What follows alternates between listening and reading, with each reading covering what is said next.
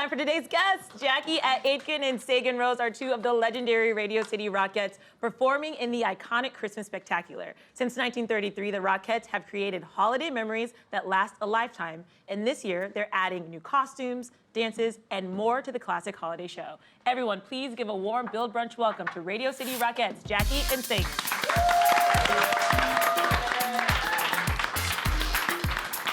Oh my God. Nice to meet you.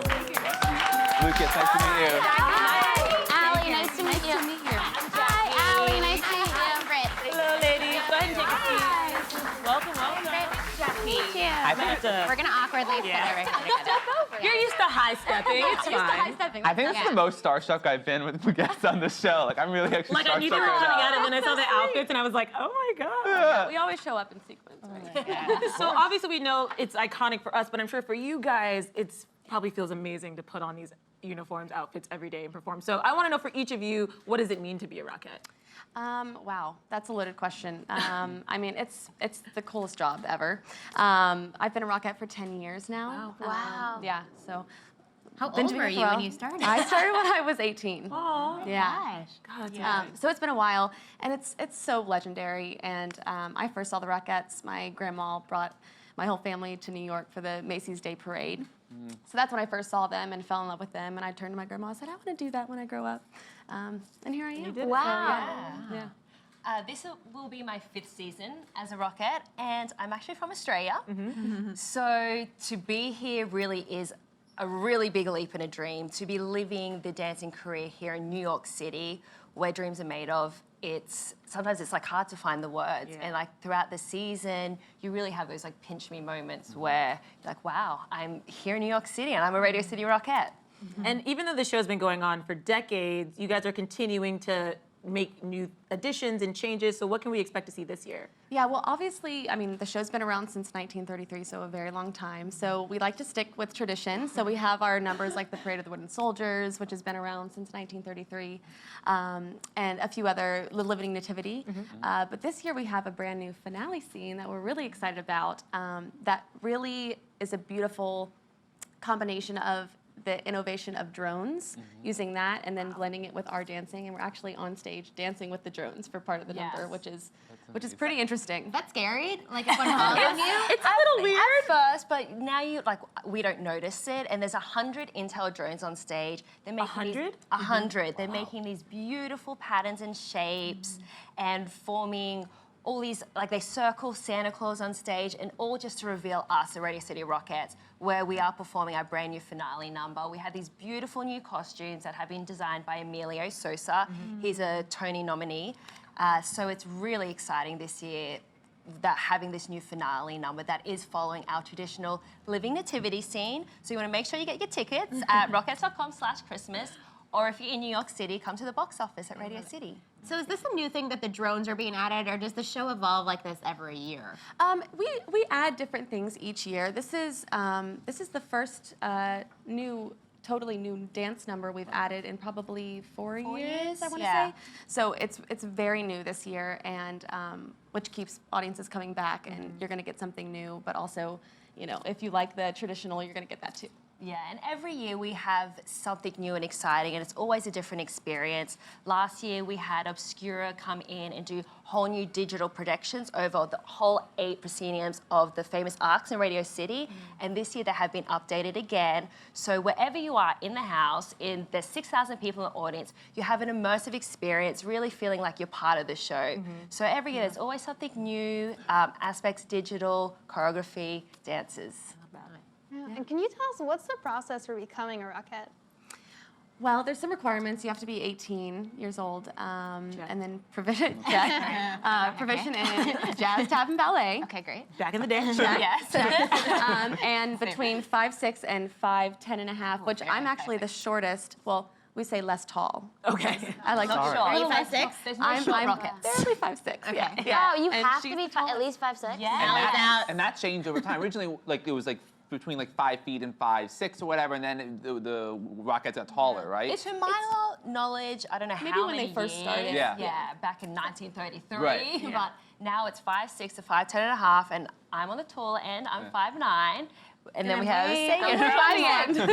Is it how you look the same in the line? Yeah, so that's the secret. We once we're all in line, they put the less tall ladies on the end and then slowly get taller towards the center. So we all kick eye high, so from afar, it looks like we're all kicking the same. Oh, that's it. Kick eye high. Exactly. The Yeah. whole illusion, we're all the same. Yeah. What is your favorite number to perform?